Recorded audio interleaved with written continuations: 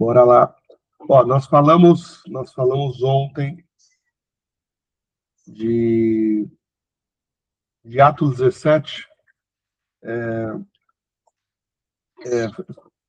ponto principal, né? De novo, a gente vê Paulo saindo de algumas cidades e indo para outras. Ponto importante que chama nesse começo aqui ele vai para Tessalônica, depois para Bereia, e visivelmente aqui a gente começa a entender o que eu comentei com vocês sobre que Deus ele vai capacitando pessoas, porque tem outras que só serão salvas através de Marcos, através de Erivaldo, através de Fio, através de Daniela. O que eu estou querendo dizer? Cada um de nós é um ser único, até para impactar. Então, isso é um ponto muito forte, né? Então, tem pessoas em Tessalônica que a mensagem de Paulo gerava mais provocação do que um despertar, pelo que a gente percebeu. Já em Bereia, essa mensagem ela já era mais bem escutada. Já eram pessoas que estavam mais dispostas a escutar o que Paulo tinha para falar. Quando ele vai para Atenas, a gente já vê interessante isso, né? Porque a gente vê ele indo para uma cidade onde ele é rechaçado, a gente vê ele indo para uma cidade onde ele é escutado, mas mesmo assim, os encarregados de conduzir Paulo levaram-no até Atenas, porque mesmo assim o povo de Tessalônica deu conta de ir para Bereia atrás de Paulo. E simplesmente Silas e Timóteo ficaram em Bereia, mas mandaram Paulo através de encarregados para Atenas. E em Atenas, a gente vê aqui algo diferente, né? A gente vê um povo meio que... sabe aquele negócio? Deixa eu entender como vive, deixa eu entender o que come, deixa eu entender o que faz. Mais ou menos assim, né? Pelo tom da palavra, e Lucas ele é muito preciso na escrita, né?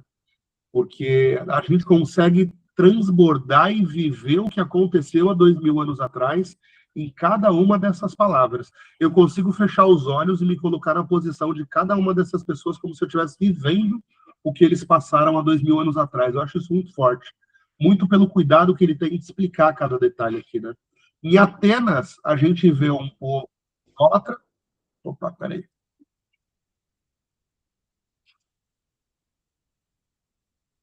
Opa. Foi? Oi, Adri, tudo bem? Olá, bem, e vocês? Tudo bem, boa noite. Em Atenas, a gente vê um povo idólatra, diferente, né? Porque olha só que forte, né? Em Tessalônica, a gente viu um povo agressivo, que realmente rechaçou Paulo. Em Bereia, a mensagem mais bem escutada. Em Atenas, o que a gente pode colocar aqui? Em Atenas, o povo de Atenas, eles se achavam tão perfeitos, né? Que pode-se dizer aqui, até como as palavras falam aqui, né? Aqui a gente vem para o final, quando ouviram falar da ressurreição dos mortos, alguns zombaram e outros disseram, a respeito disso ouviremos em outra ocasião. Como se aquelas pessoas tivessem montado ele no aerópago simplesmente para entender o que estava acontecendo. A gente falou que a fofoca foi tão grande na região de Atenas que a cidade inteira parou para entender o que estava acontecendo. Então a gente vai ouvir aqui as palavras. Tipo assim, então Paulo, levando-se no meio do aerópago, disse, senhores atenienses, em tudo que vejo que vocês são extremamente religiosos, e eles eram. Então, tipo assim, a gente vai subir um pouco aqui e a gente vai perceber que as pessoas todas pararam para tentar entender aquele homem. Mas, de fato, não era para se converter, não era para entender, até porque, houve, porém, alguns homens que se juntaram a ele e creram. Entre eles estava Dionísio, o Areopagita, uma mulher chamada Damares, e entre eles outros mais. Mas de 300 e poucos, alguns homens. Porque, visivelmente, o povo de Atenas, inclusive eu acabei encaminhando uma mensagem hoje para uma pessoa, falando sobre Apocalipse, né? Que fala lá, tipo assim, sejamos quentes ou frios, mas nunca mornos, né? Então, basicamente, o que a gente está falando aqui? Apesar da ignorância, o povo de Tessalônica era um povo que, até pela ignorância, por não entender simplesmente tinha essa fúria. Mas essa fúria traz alguém que só não está compreendendo, mas que tem algo vivo dentro de si. Vocês entendem isso? Sim. Aqui a gente está vendo um povo mais nobre, como a própria palavra fala, mais recatado do que o povo de Tessalônica, mas que também estava disposto a aquecer o coração através do que Paulo tinha. Tanto que muitos aqui se convertem, né? Muitos deles creram, como não poucas mulheres gregas de alta posição. Então, Paulo aqui conseguiu converter pessoas de alta posição, mulheres e homens, gregos de alta posição em Bereia. Aqui a gente vê um povo morno, porque já é o povo que acha que é perfeito, vocês entendem? Aqui a gente vê, tipo assim, pô, nós somos os atenienses, nós somos o povo de Zeus, o povo de Afrodite. Tipo assim, Cristo. Tipo assim, você vem falar para mim de ressurreição. Olha, essa frase para mim foi muito forte. Quando ouviram falar da ressurreição dos mortos, alguns zombaram, e outros disseram, a respeito disso, ouviremos em outra ocasião. Tipo assim, olha, isso é tão surreal, nem perca tempo para falar isso com a gente. Fale outras coisas. Aproveite o espaço que você tem nesse aerópago nosso e fale outras coisas, como se Paulo fosse um divertimento para aquele povo. Vocês conseguem enxergar isso? Vocês conseguem enxergar isso nisso aqui? Sim. Como se Paulo fosse um divertimento para os atenienses que se achavam muito acima da média. As pessoas perfeitas daquela época, basicamente, eram os atenienses, né? A gente falou que esse povo era muito influenciado pelos deuses gregos, mas também pelos filósofos, né? Então, nós estamos em Cristo aqui, 400 anos antes, nós temos Sócrates, nós temos Dionísio. Desculpa, nós temos Sócrates, nós temos... Meu Deus, São Branco aí, me ajudem aí. Platão, Sócrates e Platão, Aristóteles. Sócrates, Platão e Aristóteles, eles vêm antes de Cristo. Então, nós estamos vendo um povo aqui com uma filosofia já implantada, com um jeito de viver já implantado, e com deuses que eles adoravam. Porque a primeira coisa que Paulo fala para eles é: em tudo vejo que vocês são extremamente religiosos. Eles realmente adoravam aqueles deuses. Eles realmente faziam louvor àqueles deuses. Os atenienses viviam como o povo perfeito. Eles acham que os atenienses estavam prontos para escutar Paulo e Jesus Cristo? Não, né? Então a gente terminou ontem o 17 focando nisso, né? A mente para a cura para a mente ansiosa e confusa, né? No mundo de bombardeios, como assim? A gente viu homens que batiam muito lá em Tessalônica e saber discernir isso, né? A gente viu aqui a transformação e a revolta em propósito. Quando Paulo entra em Atenas, enfim. Você está apresentando? Eu não tô vendo. Ah, vocês não estão vendo? Não, eu tô... Olha, nossa, filho, muito obrigado. Eu achei que vocês estavam vendo. Eu estou vendo porque eu abri o computador aqui e vi a lição. Ainda bem que eu tô revisando o 17 para a gente ir para o 18. Mas resumindo aqui o que a gente falou para a gente fechar aqui para o 18. Paulo foi para Tessalônica, um povo quente, mas ignorante. Ele foi para Bereia, um povo nobre, na verdade, muitos creram, pessoa de alta posição. E aí ele foi para Atenas, o povo que se achava o melhor dos povos. Basicamente isso. E aí, visivelmente, a gente percebe que as pessoas tratavam Paulo como se ele fosse o palhaço do circo. Ele estava no meio daquele aerópago ali, simplesmente por curiosidade das pessoas. Como que Paulo vive? Como que come? O que que faz? Esse cara é doido. Esse negócio morreu na cruz. Então, opa, deixa eu liberar aqui. Dona Fê. Então, tipo assim, e aqui a gente vê o discurso dele no aerópago, que converteu pouquíssimas pessoas, que realmente a gente percebe através de algumas falas que os atenienses estavam realmente nem aí para o que Paulo estava falando, tá? Então, e aí a gente fala aqui, transformar a revolta em propósito. Por que transformar a revolta em propósito? Porque Paulo, quando pisa em Atenas, esses homens se achavam os melhores. mas o Espírito entrega para Paulo que aquelas pessoas, elas estavam corrompidas. Então, a gente vai ouvir claramente aqui, a gente vai ouvir claramente, deixa eu pegar aqui, Ctrl F, aqui, ó. O texto diz que, ao olhar para a cidade entregue à idolatria, o seu espírito se revoltou. Paulo ficou angustiado e profundamente indignado. Então, olha só que forte. Aquele povo, eles achavam que eles eram perfeitos.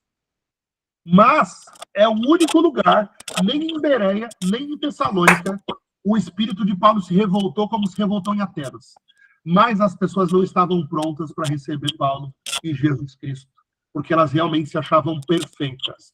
Na verdade, Paulo virou quase que um palhaço no meio daquele aerópago, né? Vamos seguir para o 18. Paulo em Corinto. As cartas de Paulo em Corinto. Corinto, gente, eu tenho... Bebê, você lembra que a gente fez um estudo em 2022 sobre Corinto? A Fê deve estar com as crianças lá. Mas nós fizemos um estudo em 2022 sobre Corinto. Corinto, junto com Atenas, eram as cidades mais idólatras da Grécia. Eram as cidades com os povos perfeitos, vamos dizer assim, né? Eu classifiquei nesse estudo de 4 anos atrás, Corinto como uma Nova York da vida, tá? Então, tanto que as cartas de Paulo ao Coríntios, 1ª e 2ª Coríntios, são cartas muito fortes. São as únicas cartas que Paulo vai falar de relação sexual, são as únicas cartas que Paulo vai falar claramente sobre casamento, porque as pessoas lá, elas viviam de uma forma muito escandalizada. E, automaticamente, para conseguir constituir a igreja em Corinto, Paulo precisou ser muito firme com algumas coisas. Então, a gente vai chegar lá em Corinto, tá? Na 1ª e 2ª carta aos Coríntios, são cartas muito fortes de Paulo. E aqui nós estamos vendo a passagem de Paulo por Corinto. As cartas, elas são escritas quando Paulo já não está mais lá. Ele simplesmente está direcionando presbíteros, ele está direcionando discípulos, ele está direcionando a igreja de Corinto. Aqui nós vamos ver a passagem de Paulo por Corinto, tá? Depois disto, Paulo saiu de Atenas e foi para Corinto. Então, até para... Deixa eu colocar aqui com vocês aqui. Atenas e Corinto, Grécia. Deixa eu colocar a imagem aqui. Opa! Legal, vamos olhar aqui. Então, aqui, ó. Atenas, vocês estão vendo aqui, ó? Atenas aqui em cima. Dá para ver, não? Dá para ver? Então, nós temos Atenas aqui em cima e Corinto aqui na parte de baixo, tá?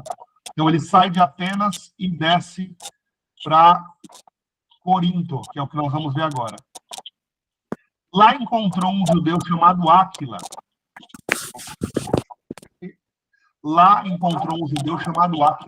Natural do Ponto, que tinha chegado recentemente na Itália, com Priscila, sua mulher, porque o imperador Cláudio tinha decretado que todos os judeus saíssem de Roma.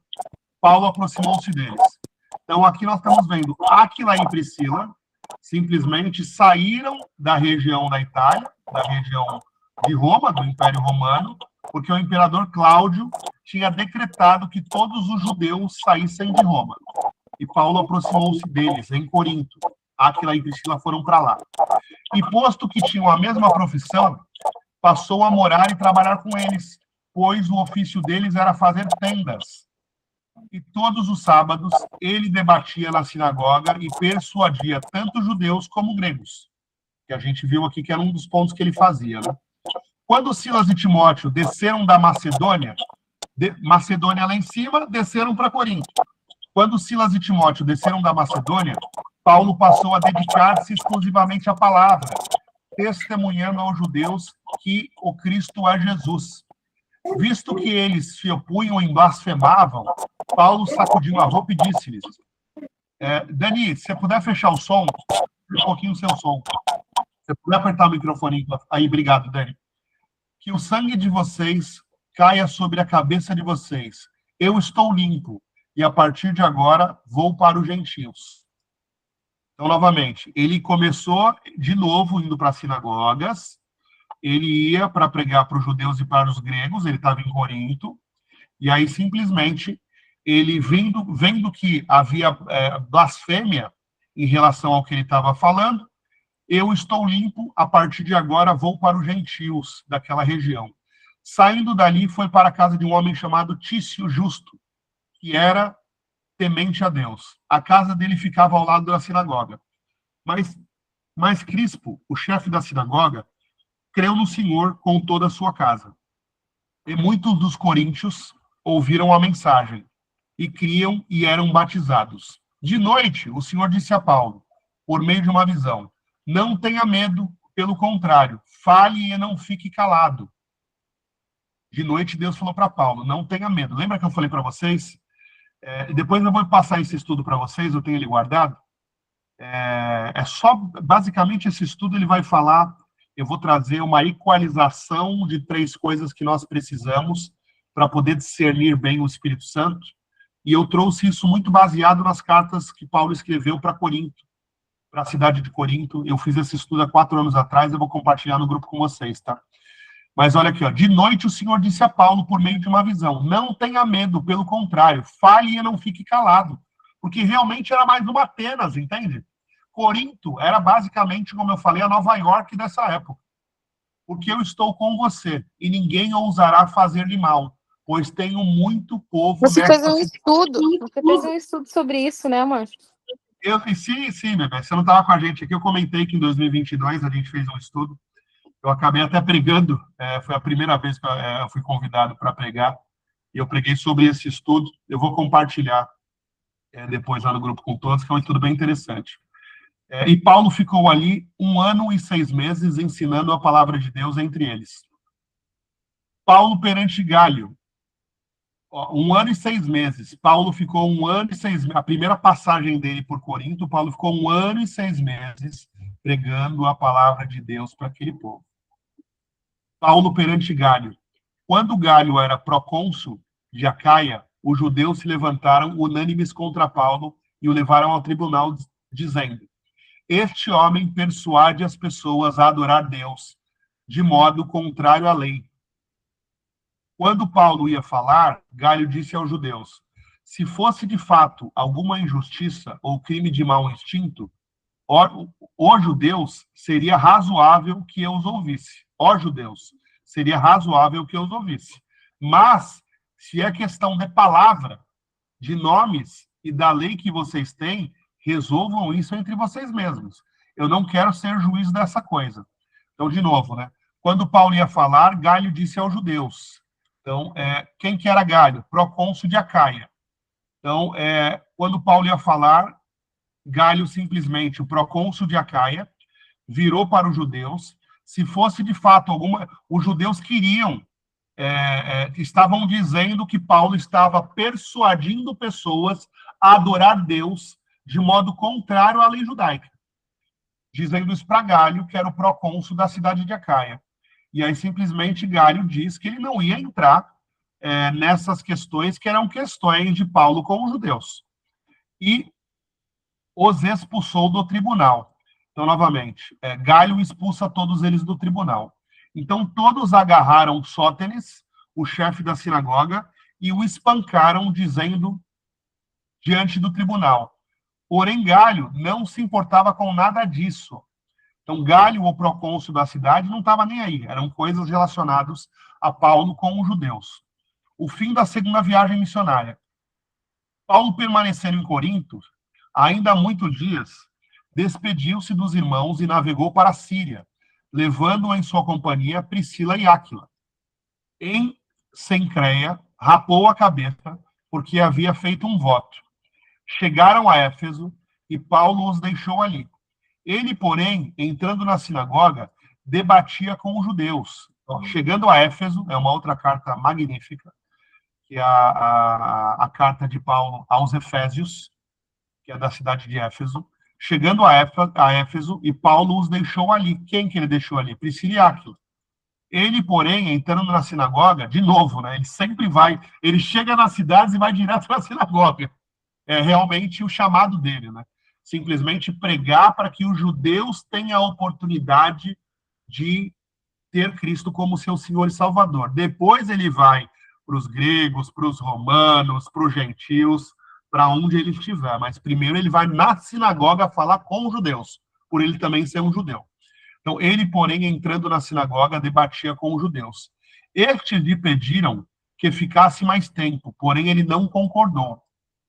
Pelo contrário, ao despedir-se, disse: se Deus quiser, voltarei. E embarcando, partiu de Éfeso. Chegando a Cesareia, subiu a Jerusalém. E tendo saudado a igreja, desceu para Antioquia. Paulo rodou, hein? Vocês têm noção que não tinha carro, não tinha avião, não tinha moto, não tinha nada. Já debateu isso aí, Calixto. Eu te falei. Oi? Esse povo já debateu disso aí. Eu te falei, esse povo ia de navio, porque a pé não é possível. A pé não é possível. Se a gente olha aqui, tipo assim, só nessa passada aqui, né? Ele encerrou a viagem dele em Corinto, e aí ele vem para Cencreia, e aí ele vai para Éfeso, e aí de Éfeso ele vai para Cesareia, e aí ele sobe para Jerusalém, e aí ele desce para Antioquia. Só aqui eu chuto para vocês 1 aninho, tá? Nessas passagens aqui, por algumas coisas que eu acabei estudando. Então não é que é de um dia para o outro, não é que ele deu um pulo hoje em Antioquia, pegou um avião.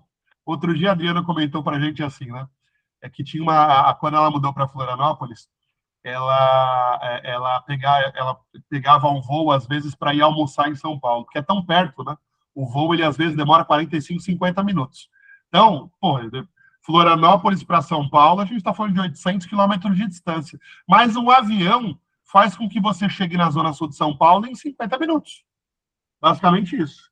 Então, novamente, não estamos falando de Paulo pegar um avião em Jerusalém e simplesmente ir para Cesareia, depois Antioquia, e depois Éfeso. Estamos falando de um homem possivelmente fazendo isso a pé. Tá? A terceira viagem missionária, Apolo em Éfeso. Havendo passado ali algum tempo, Paulo saiu atravessando sucessivamente a região da Galácia e da Frígia, confirmando todos os discípulos. Então, havendo passado ali algum tempo, ali aonde? Em Antioquia, que foi a última região, a terceira viagem missionária. Havendo passado ali algum tempo, Paulo saiu atravessando sucessivamente a região da Galácia e da Frígia, confirmando todos os discípulos. Então, visivelmente, vocês percebem aqui que Paulo tinha o dom apostólico. Então, de novo, ele estava lá confirmando se tudo estava acontecendo, até por isso as cartas, né? Até por isso ele direcionando a igreja, direcionando os discípulos, direcionando os presbíteros, direcionando os diáconos, direcionando todas aquelas pessoas que creram em Cristo nas cidades que ele passou. E aqui é o que a gente está vendo, ó, sucessivamente ele ia passando pelas regiões, confirmando todos os discípulos. Nesse meio tempo, chegou a Éfeso um judeu chamado Apolo, natural de Alexandria. Alexandria era maior do que Corinto, tá? Era uma região extremamente grande nessa época. Era homem eloquente e poderoso nas escrituras. Era instruído no caminho do Senhor. E sendo fervoroso de espírito, falava e ensinava com precisão a respeito de Jesus, embora conhecesse apenas o batismo de João. Então, olha só, nós estamos vendo aqui que Apolo, ele falava de forma fervorosa do Espírito e ensinava com precisão a respeito de Jesus Cristo, e só o que ele sabia era sobre o batismo de João Batista. Ele começou a falar ousadamente na sinagoga, quando Priscila e Áquila o ouviram, chamando-no para a sua companhia, e lhe explicaram com mais exatidão o caminho de Deus. Como ele queria passar para Acaia, os irmãos os animaram a escrever aos discípulos para que os recebessem. Quando chegou, Apolo auxiliou muitos aqueles que pela graça havia crido, porque com grande poder refutava publicamente os judeus, provando por meio das escrituras que Cristo era Jesus. Olha que ponto importante aqui, né? Como ele queria passar para Cássia, quem queria passar para Cássia? Apolo. Então, Priscila e Áquila perceberam que realmente era um homem com o direcionamento de Deus. e trouxeram para ele mais explicações sobre a exatidão do caminho de Deus. Porque somente com as informações que ele tinha, ele já edificava. E aí nós estamos vendo aqui, ó, como ele queria, ele quem? Apolo. Como Apolo queria ir para Caia, os irmãos o animaram a escrever aos discípulos para que o recebessem. Isso é uma coisa muito importante, tá? Então vamos lá. Paulo, o apóstolo, vamos dizer assim, o líder, o homem que trazia o direcionamento de Deus para a igreja dessa época, ele passou por Éfeso. Então, lá ele deixou presbíteros, lá ele deixou discípulos, lá ele deixou pessoas para falar em nome de Deus, falar sobre Cristo, falar sobre o renascimento no Espírito Santo. Novamente, olha que legal isso aqui, ó. Os irmãos o animaram Apolo a escrever aos discípulos para que o recebessem. Então, como assim? Olha, nós aqui na região de Éfeso, nós estamos aqui com Apolo, e Apolo vai aí para Caia. É um homem nosso, isso é uma coisa que a gente vai ver em outros lugares, tá? Eles mandam cartas para simplesmente falar, essa pessoa está indo em nosso nome, essa pessoa está indo porque nós estamos enviando, essa pessoa também é um irmão como nós somos. Então, olha só, apesar de regiões, acabamos de ver aqui, ó, regiões longes, ó, vamos colocar aqui, a gente falou, vamos pegar aqui, ó, para vocês entenderem. A gente falou de Acaia para Éfeso. Distância de Acaia para Éfeso. Então, nós estamos falando que a distância de Acaia para Éfeso vai dar uma distância de 1.333 quilômetros. Então, me fala em uma cidade aí, 1.333 quilômetros. De São Paulo até o Rio Grande do Sul, até Porto Alegre, dá isso? São Paulo até Porto Alegre, eu acho que dá 1.300 quilômetros, não dá? Campo Grande. São Paulo até o Rio Grande do Porto Alegre dá mais ou menos isso, 1.200, 1.300. Legal. Então, olha só que interessante, hein? Aquelas pessoas sem telefone, sem WhatsApp, sem redes sociais, sem nada, não parecem mais organizados que a gente? O que vocês acham? Sem dúvida, né? Tinha um direcionamento, uma organização Foco. guiada por Deus, né? Nesse ponto eu... Exatamente, porque eu lembro quando eu fiz meu primeiro estudo, que eu trouxe lá as 3 leis espirituais para a gente aprender a discernir em Deus, né? Eu vou realmente compartilhar com vocês que fala sobre Corinto. Mas, para mim, ficou tão claro como, às vezes, a gente está tão perto das pessoas, mas a gente se desentende por coisas tão bestas. E o primeiro ponto que me chamou a atenção na Bíblia, gente, por isso que eu comecei a estudar regiões, é isso que eu estou mostrando para vocês aqui. Como essas pessoas eram organizadas em distâncias gigantescas para a época. Oi, Fio. Só uma dentro. Tem alguns estudos que falam que as notificações que nós recebemos em massa, as dopaminas, elas promovem também a desorganização, receber mais informação que precisamos e com isso nós perdemos o foco. Então, naquela época, a gente tem mais organizados. Acontece que agora a distração não é o pão e circo de gladiadores, ela é digital. Então é muito fácil você perder o foco hoje em qualquer coisa. Quantas vezes você não pegou o WhatsApp para resolver uma coisa e de repente você estava fazendo nada? Vamos falar assim. Quantas vezes? Exatamente. A gente quer resolver tudo muito rápido, né? E nós estamos falando de uma carta da cidade de Éfeso, apresentando Apolo para a cidade de Acaia, e essa carta talvez demoraria 2, 3 meses para chegar, e ela precisaria chegar na frente de Apolo. Vocês entenderam isso? E para chegar aí o transporte, o cuidado que não tinha que ter, a diferença para transportar. Exatamente. De novo, né, nós estamos aqui em 17/3/2026 falando de um livro preservado. Vocês sabem que, de fato, os papiros originais da Bíblia nunca foram encontrados. Vocês sabem disso, não? Eu já ouvi esses boatos, mas assim, da internet, né? A gente não sabe se é verdade. Não, nunca foram encontrados, Phil. Como é que nós sabemos? Existem os canons, eu vou fazer um estudo com vocês só disso. Existem os canons, que são os canônicos, que é o que foi para a Bíblia, e existem os apócrifos. Apócrifos, eles não são heresias, eles não são mentiras, mas não eram unanimidade.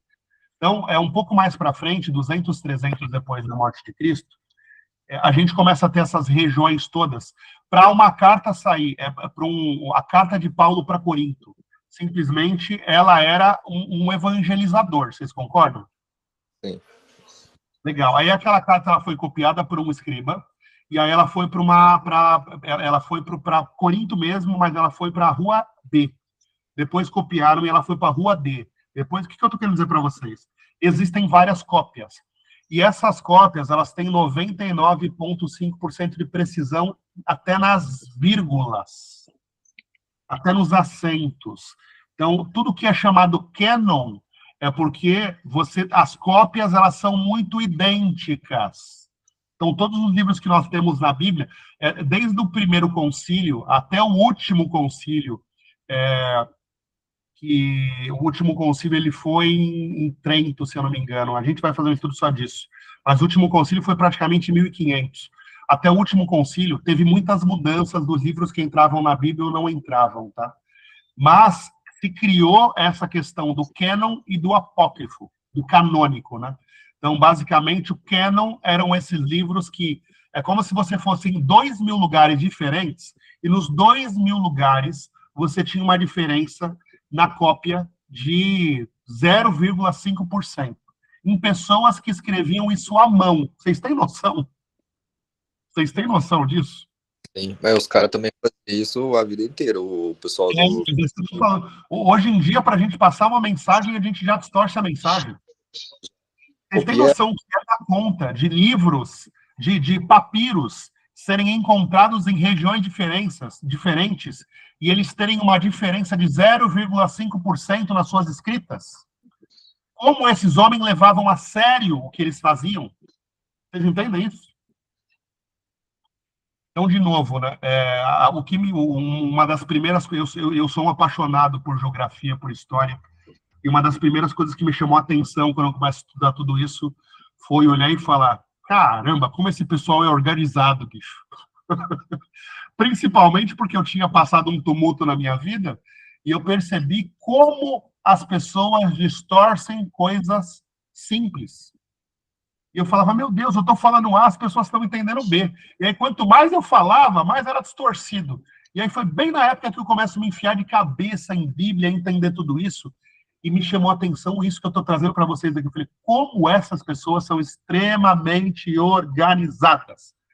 E, novamente, né, vocês estão vendo junto comigo aqui, estamos falando dessa palavra até hoje, estamos falando de papiros escrito à mão por escribas que praticamente não tinha diferença de um para outro, que se tornaram canons dentro de um livro, que simplesmente chegaram até nossa mão até hoje. Mas é um estudo que a gente faz depois só disso, tá? Fechamos um capítulo, é um capítulo mais curto, então até por isso eu foquei um pouco de voltar no 17 com vocês. Então a gente vê Paulo em Corinto. Duas das cartas, eu estou fazendo uma sequência com vocês aqui, mas quando eu fui aprender, entender e buscar saber o que Deus queria me mostrar através de todo aquele entendimento que eu estava querendo ter sobre a Bíblia, as duas primeiras cartas que eu li foi Paulo, 1 Coríntios e 2 Coríntios, acredita?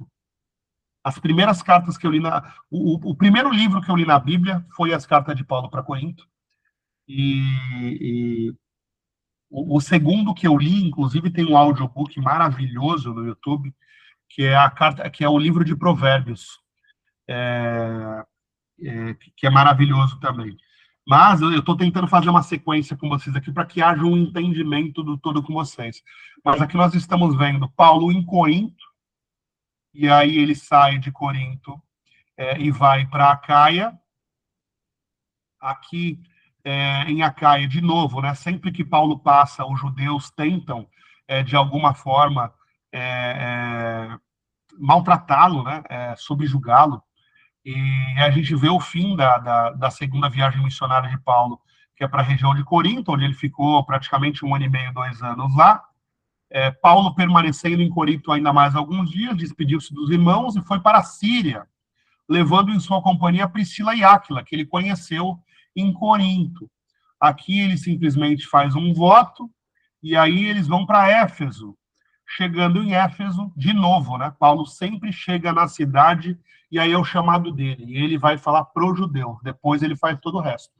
E aí ele chegava, falava para os judeus, então nós estamos vendo aqui, do mesmo jeito que a gente fez aqui, ó, distância de Corinto para Éfeso. Ele ficou 1 ano e meio em Corinto, e aí ele foi para Éfeso, distância de 1.345 quilômetros. Vocês têm noção? 1.345 quilômetros. E ele levou junto com ele Priscila e Áquila.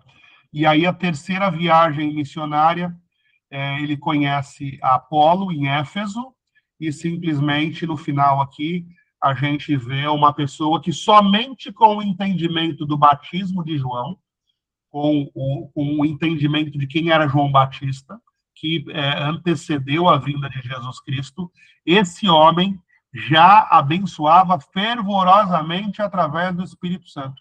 Isso é uma coisa que eu falo bastante, tá?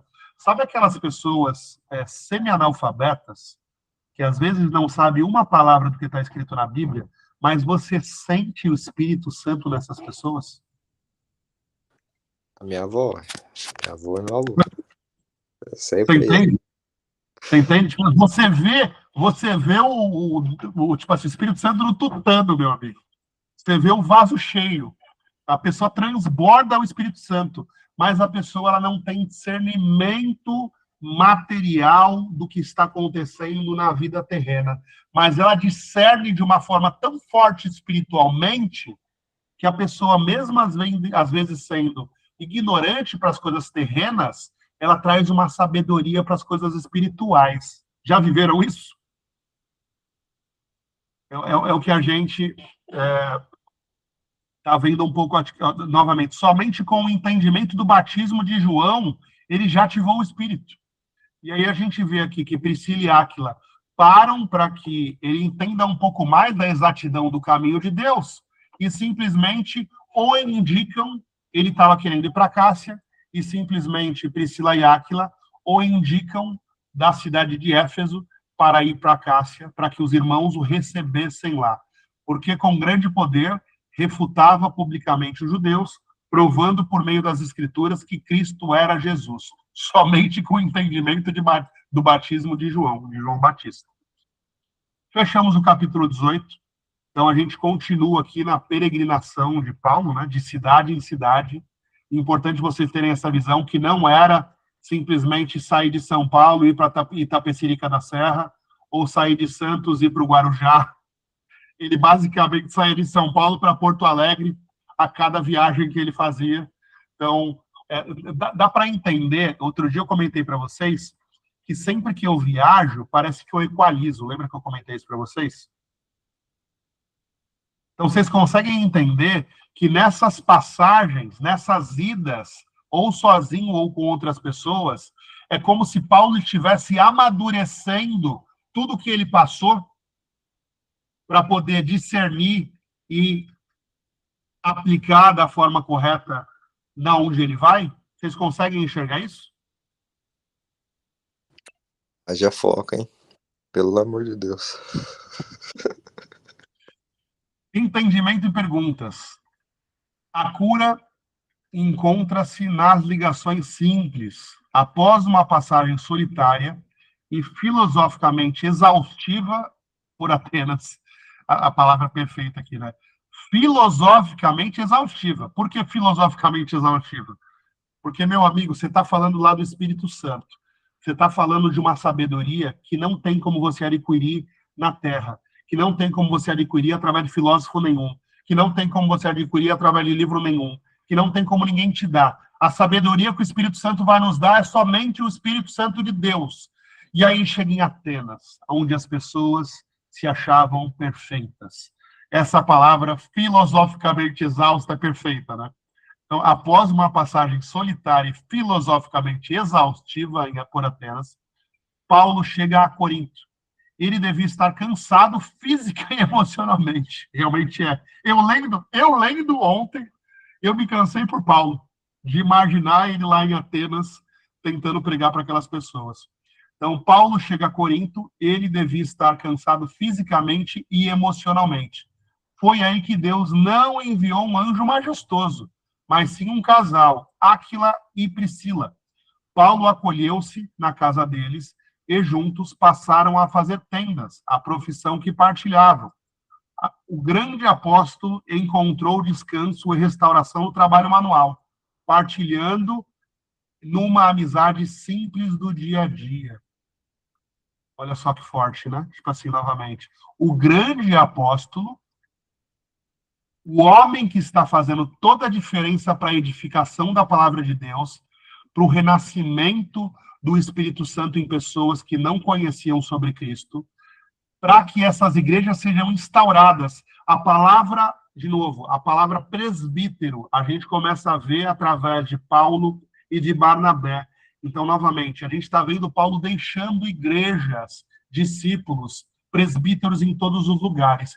Então, o grande apóstolo, ele encontra descanso e restauração no trabalho manual, partilhado numa amizade simples do dia a dia. Isso é uma coisa que eu demorei para entender, sabia? Sabe, isso é uma coisa muito interessante, porque o que me recarregava em outras fases da vida eram N coisas. Hoje, às vezes, só de eu sentar e comer uma pipoca... Ontem, tipo assim, ontem a gente estava fazendo estudo,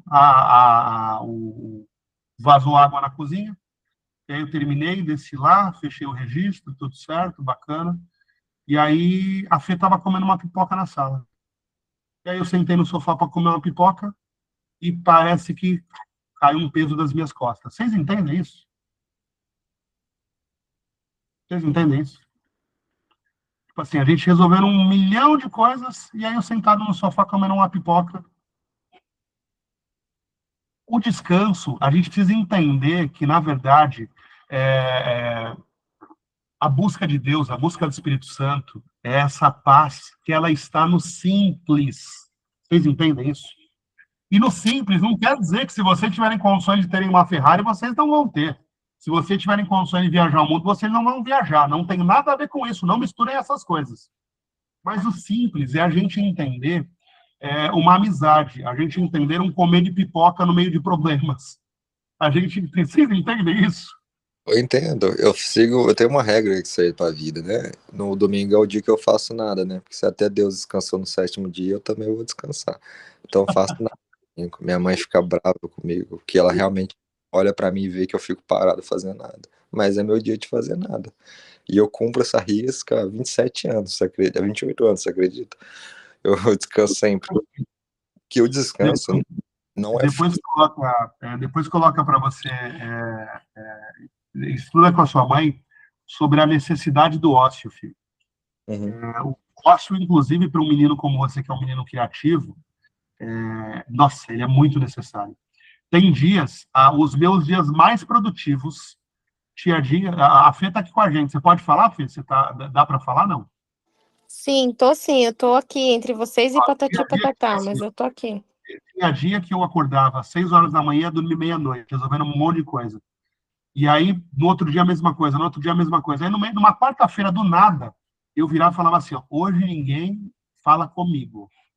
Eu me jogava no sofá, comprava, eu gosto daquele chocolate lá, o Diamante Negro, comprava um Diamante Negro, comprava uma Coca-Cola, e eu ficava parecendo um zumbi no sofá.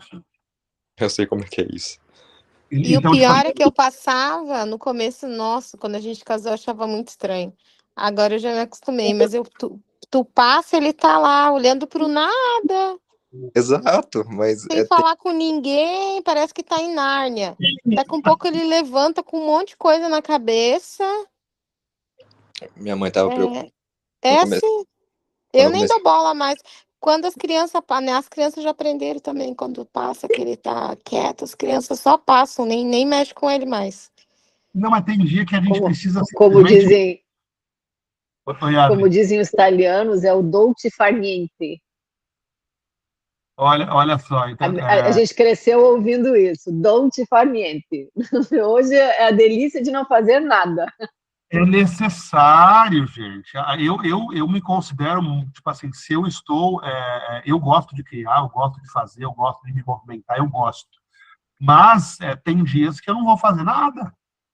E eu percebi que isso, inclusive, me recarrega. Isso, Gente, quer inclusive, ver me na ajuda. praia? Ele coloca a cadeira lá na praia e fica 5, Mas 6, 7 horas lá olhando pro mar, Indo pra fora, eu entro no mar. quieto, sem falar nada, Eu não entro na água. Eu boto e uma não entra cadeira na água. e fico sentado olhando para a água se deixar 10 horas seguidas. Simples.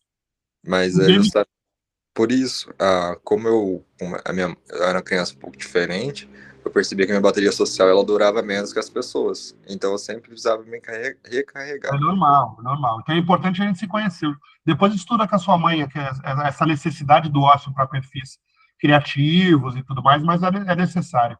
E no dia que eu É, mais evolui, assim, em questão de criatividade, que eu consigo destravar problema. Parece que você tem que esquecer para lembrar. então, o que a gente viu aqui no 1, a cura encontra-se nas ligações simples.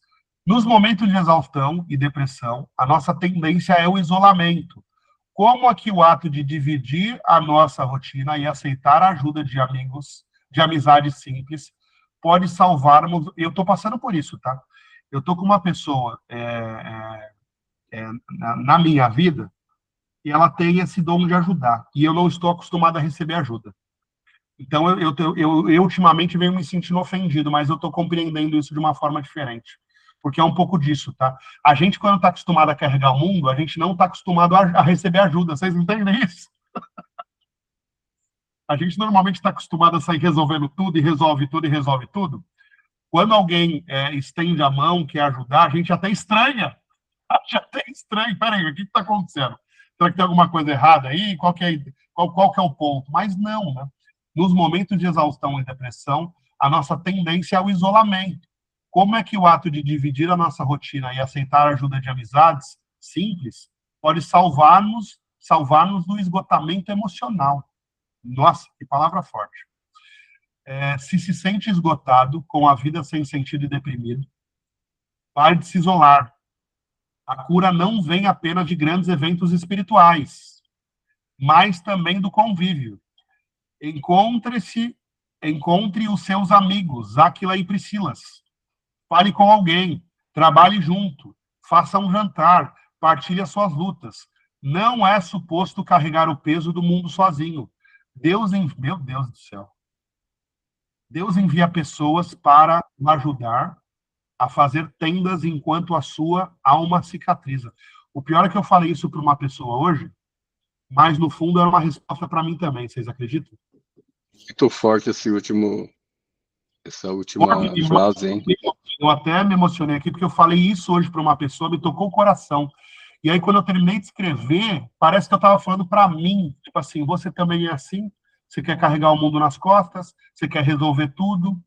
E é isso, às vezes a gente precisa desarmar um pouquinho, sabe assim? Basicamente isso. A voz que acalma o nosso pânico. A oposição em Corinto estava a tornar-se feroz e violenta. Paulo certamente estava com medo, pois já tinha sido espancado e apedrejado noutras cidades. Durante a noite, num momento de vulnerabilidade, Deus fala-lhe diretamente: não tenha medo, fala e não fique calado, porque eu estou contigo, e ninguém ousará fazer-te mal.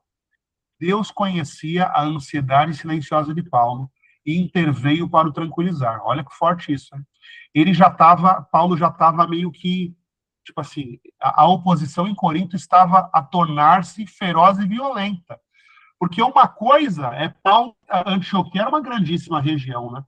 Mas Antioquia, inclusive, tem um momento lá que Lucas ele fala em primeira pessoa, que ele se coloca, tipo assim, eu junto.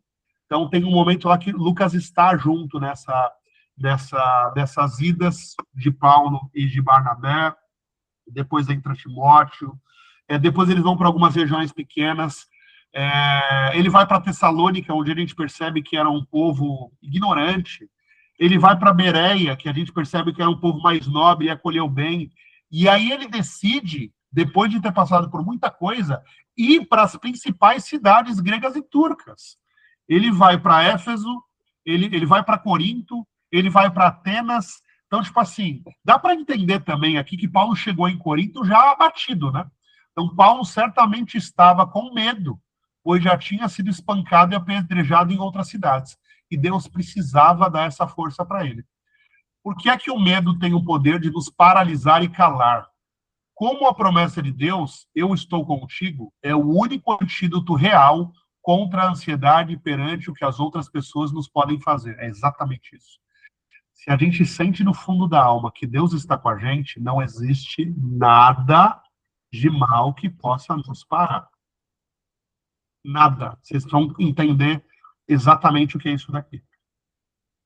Se Deus te entregou que você precisa ir fazer, o mundo pode desabar tudo.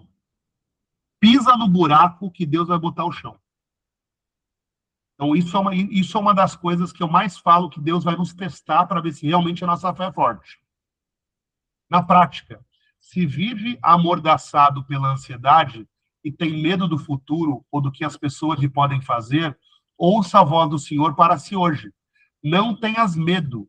A paz não provém de um ambiente sem risco, mas da certeza de quem está a caminhar ao seu lado. Quando o pânico tentar paralisá-lo, lembre-se que o Criador do universo prometeu estar consigo. Levante a cabeça, não desiste de falar e fazer o que é certo, pois o seu amparo é divino. A humildade para aprender e crescer. Apolo era um homem brilhante, eloquente e poderoso nas escrituras, e ensinava com fervor. No entanto, o seu conhecimento estava incompleto. Só conhecia o batismo de João. Quando Áquila e Priscila ouviram, não o humilharam em público. Chamaram-no em particular e explicaram-lhe a verdade completa sobre Jesus. Apolo, apesar de todo o seu estatuto e brilhantismo, teve a humildade de se sentar e aprender com um casal de fabricantes de tendas. Lembra que a gente falou? Que Deus vai colocar todos... o coração ele vai fazer a gente discernir, né? O coração vai fazer a gente entender. Porque senão, a gente sempre vai tentar se sobressair um ao outro, né? Lembra que eu falei para vocês que a nossa luta é o ego contra o espírito? De fato, vocês vivem isso todos os dias como eu vivo, ou é só eu que vivo isso? É uma batalha espiritual. É uma batalha diária. Chatão. É uma batalha diária, não adianta, gente. Então, eu quero poder, segunda e terça-feira, estar com vocês aqui. Quando terminar aqui, a gente já vai falar do presencial. Mas é necessário a gente ler a Bíblia, é necessário a gente buscar, é necessário a gente falar sobre Deus, porque é uma batalha diária o ego contra o espírito, gente. Vocês não têm noção. Na prática, se sente incapaz ou esmagado por problemas que julga impossível de resolver, verifique se não está a tentar ser um Apolo autossuficiente. Ninguém nasce a saber de tudo, nem mesmo as coisas espirituais. Ter dúvidas ou precisar de instrução não é um sinal de fraqueza, é uma oportunidade de crescimento. Liberte-se do peso de tentar ser o dono da verdade. Tenha a humildade de procurar ajuda, ouvir um bom conselho e deixar que os outros lhe mostrem o caminho de forma mais exata. A humildade traz sempre paz de espírito. Só que é muito forte, tá? Sabe por quê? Porque quando eu me converti, eu fui buscar pessoas próximas para conversar, que todas essas pessoas falavam assim, ó. Eu já li a Bíblia 5 vezes. Vocês já ouviram alguém falar isso? Eu já li a Bíblia 1 vez, 2 vezes, 3 vezes, 5 vezes, assim por diante. Eu duvido. Eu sempre duvido. Oi? Eu ouvi. E tipo assim, eu nunca li a Bíblia completa. Só que às vezes existe um vazio que você percebe. É isso que eu ia falar, porque, tipo assim, e aí eu buscava algumas pessoas para me ajudarem, porque eu estava bem perdido em como começar a estudar tudo isso. E na época eu comecei a estudar até psicologia junto, e me ajudou bastante também, entender um pouco sobre algumas coisas adicionais. Mas o que eu tô querendo dizer para vocês aqui? Ali eu percebia pessoas prontas, né? Não, Marcão, eu já li 4, 5 vezes, a base é isso, isso e isso, mas falavam da Bíblia para mim como se fosse um livro, como se fosse... deixa eu pegar aqui. Vamos lá, estou aqui. Eu tenho aqui do meu lado, aqui, ó, vocês devem conhecer o Pequeno Príncipe. Está aqui do meu lado. Eu tenho aqui do meu lado A menina que não sabia ler, e eu tenho aqui do meu lado, Liderança e Gestão de Alta Performance em Vendas. Legal. Então, legal. Esses são livros que, se eu tenho dúvida sobre liderança e alta gestão em vendas, eu vou lá e leio ele. Eu posso deixar ele parado 1 ano. Aí eu vou ler, pô, que legal, a Camille Rabelo é muito boa, eu fui num evento dela, o Ricardo Aquino também, bacana.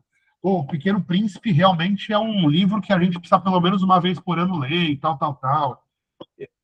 A Bíblia não é isso, vocês entendem isso? A Bíblia não é isso. A Bíblia, ela é essa necessidade quase que instantânea. Eu ia falar diária, mas diária.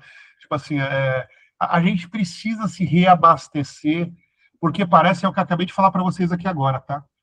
De novo, eu fiz esse livro, eu entrei na inteligência artificial e eu exportei esse livro aqui em HTML 15 minutos antes de entrar com vocês. E simplesmente, essa palavra, parece que eu coloquei ela aqui com as minhas mãos. Porque há 4 horas, 5 horas antes, eu falei exatamente sobre isso. Vocês entendem isso? Sim. Vocês entendem? Então, novamente, o Deus, ele nos prepara para que nós possamos nos abastecer e nos edificar da palavra. É diferente de eu aprender sobre vendas, ou de eu aprender sobre os 7 hábitos de me tornar altamente eficaz, ou os 10 hábitos para ter um casamento infalível. Ou, vocês entendem isso? Que não tem nada a ver uma coisa com a outra? Eu acho que as pessoas, às vezes, confundem a Bíblia com um livro de cabeceira de cama. E não é isso. Eu acho que a gente precisa entender isso.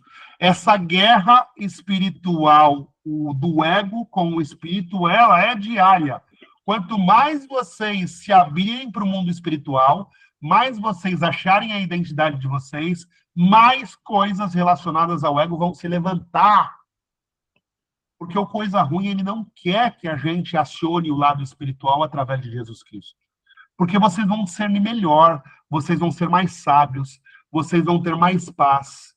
E simplesmente é o oposto do ego, que quer que a gente manipule, que quer que a gente controle. Vocês entendem que uma coisa é o oposto da outra? Totalmente o oposto. Então, isso daqui é um alimento diário para a gente se moldar no que Cristo quer de nós. Basicamente isso. Fechamos aqui o capítulo 18. Acho que mais um capítulo brilhante que nos mostra aí uma jornada de Paulo. A gente vê Paulo exausto aqui em Corinto, né, depois de ter passado por Atenas. A gente consegue entender aqui as distâncias que Paulo estava percorrendo e sempre deixando pessoas, né? Então é importante a gente entender isso, porque quando vocês forem lá para a carta de Coríntios, na Bíblia, e vocês lerem, vocês vão saber que no capítulo 18 de Atos está falando de quando Paulo pisou em Corinto pela primeira vez. E da dificuldade dele conseguir constituir uma igreja em Corinto. E aí, quando vocês verem o ímpeto que ele traz naquela carta, o que ele fala naquela carta, vocês vão conseguir entender exatamente o que ele passou quando ele chegou nessa cidade. Então, é importante a gente entender essa cronologia, né? E toda essa passagem, para poder compreender o porquê que aquelas cartas foram escritas e o que Deus queria com aquilo. Porque, novamente, muita coisa foi escrita. Tem quase 200 apócrifos. Tem muita coisa. Eu já li tanto apócrifo, gente. Tipo assim, muita coisa interessante, tá? Muito apócrifo interessante. Mas esses livros, eles foram escolhidos porque eles são livros inspirados por Deus. Por quê? Porque eles não têm prazo de validade. Quem leu isso há 300 anos atrás se edificou da mesma forma que nós estamos nos edificando no dia 17 de 3 de 2026. Como se nós estivéssemos lendo isso para o dia de hoje. Como se como se Lucas tivesse escrito isso para o dia de hoje. Basicamente isso. Fechamos aqui mais esse livro. Dona Fernanda, você está com a gente? Dona Fernanda? Oi, eu tô sim, gente. Tem um abaixo-assinado aqui, e pelo menos um dia dos 2 dias da semana tem que você fazer uma oração.